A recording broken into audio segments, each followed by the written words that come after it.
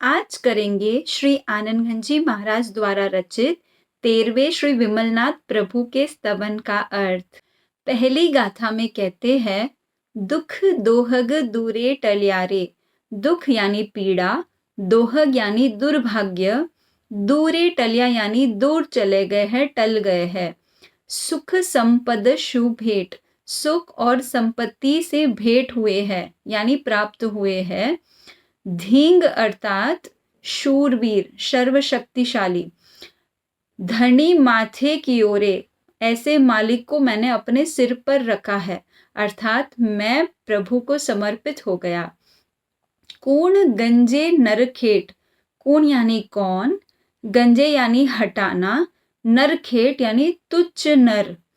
दीठा लोयन आज, अंतर की आंखों से आज देखा। मारा सीधा वांछित काज, सफल हुए मेरे सारे इच्छित कार्य। भावार्थ इस प्रकार है कि अंतर्दृष्टि से आज श्री विमलनाथ प्रभु के परम शुद्ध आत्मा के दर्शन होने से दुख और दौर्भाग्य दूर हुए, सुख संपत्ति की प्राप्ति हुई, सारे इच्छित कार्य सफल हुए हैं। शूरवीर सर्वशक्तिशाली ऐसे परम आत्मा, परम शुद्ध आत्मा को सिर पर धारण करने से कोई पापी पामर पुरुष से मैं क्यों दबूं, अर्थात अपने ही पाप की अवस्था की अब मैं क्यों परवाह करूं। आनंदगंज जी महाराज अगली दूसरी गाथा में कहते हैं, चरण कमल यानी परमात्मा के चरण कमल में, कमला वसे, कमला यानी लक्ष्मी, वसे यानी निवास करती है। निर्मल थिर, निर्मल यानी जो मल से रहित हो गया ऐसा, थिर यानी स्थिर। पद देख, पद यानी अवस्था, उस स्थिति को देखो। समल अथिर, समल यानी मल सहित, अथिर यानी अस्थिर पद अवस्था को परिहरे, त्यज कर, कीचड़, पामर पेख यानी तुच्छ जानकर। भावार्थ इस प्रकार है, हे विमलनाथ प्रभु, हे परमात्मा, हे परम शुद्ध आत्मा, आपके चरण कमल में लक्ष्मी वास करती है।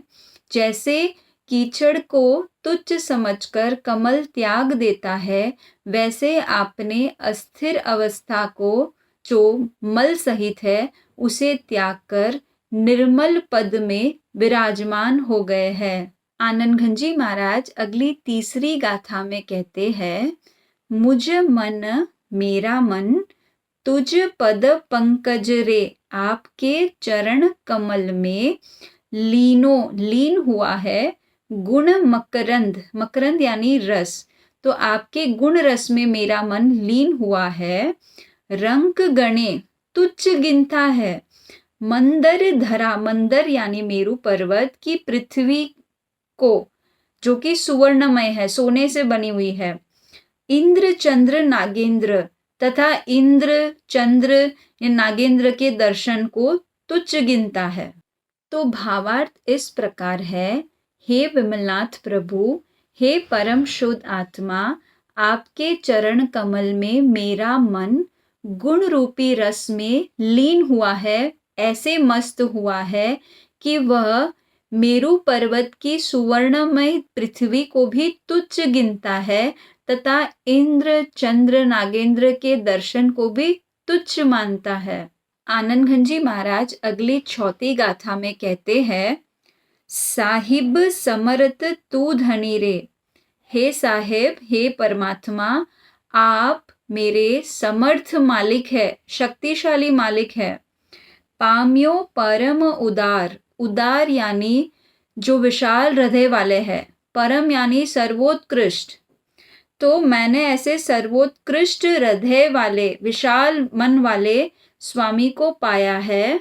मन विश्रामी वाल हो रे, मन विश्राम को पाता है। वाल हो यानी प्रेमालु या प्रिय व्यक्ति के पास। आत्म छो आधार, आप मेरी आत्मा के आधार है। भावार्थ इस प्रकार है, हे साहेब, हे परम शुद्ध आत्मा, आप मेरे समर्थ स्वामी है तथा परम उदार वाले आपको मैंने पाया है। मन मेरा विश्राम को पाता है आप प्रिय के पास। विश्राम यानी यहाँ पर चैन सुकून को पाता है तथा आप मेरी आत्मा के आधार है। आनंद घनजी महाराज अगली 5वीं गाथा में कहते हैं, दरिसन दीठे जिन तनुरे, दर्शन पाकर हे जिनेश्वर प्रभु आपका, संशय न रहे वेद। संशय यानी शंकाएं, वेद यानी विरोध। तो आपके दर्शन से न कोई शंकाएं रहती है न कोई विरोध रहता है। दिनकर कर भर पसरंता, दिनकर यानी सूर्य, कर भर यानी हाथ जितना, पसरंता यानी फैलने से, अंधकार प्रतिषेध यानी अंधकार का नाश हो जाता है। भावार्थ इस प्रकार है, हे विमलनाथ परमात्मा, हे परम शुद्ध आत्मा, आपके दर्शन को पाकर अथवा जैन दर्शन सिद्धांत को पाकर अथवा अपने ही स्वरूप के दर्शन को पाकर न कोई शंकाएं रहती है न कोई विरोध रहता है। और जिस प्रकार हाथ भर भी अगर सूर्य फैलता है तो अंधेरा नष्ट होता है, वैसे ही स्वरूप अनुभूति से अज्ञान रूपी अंधेरा नष्ट हो जाता है। आनंद घनजी महाराज अगली 6ठी गाथा में कहते हैं, अमीय भरी मूर्ति रची रे, अमृत से भरी हुई आपकी मूर्त की रचना हुई है। उपमा न घटे कोई, कोई तुलना ही न की जा सके। दृष्टि सुधारस झीलती है, और आपकी दृष्टि जो है वह शांत अमृत रस में भीगी हुई है। निरखत तृप्ति न होए रे, निरखते निरखते तृप्ति ही नहीं होती है। भावार्थ इस प्रकार है, आनंद घनजी कहते हैं कि हे प्रभु, आपकी मूर्त की रचना अमृत रस से की हुई है जिसकी कोई तुलना ही नहीं है, तथा आपकी दृष्टि भी शांत सुधारस अमृत रस से भीगी हुई है, जिसे देखते देखते मन तृप्त ही नहीं होता, मन भरता ही नहीं।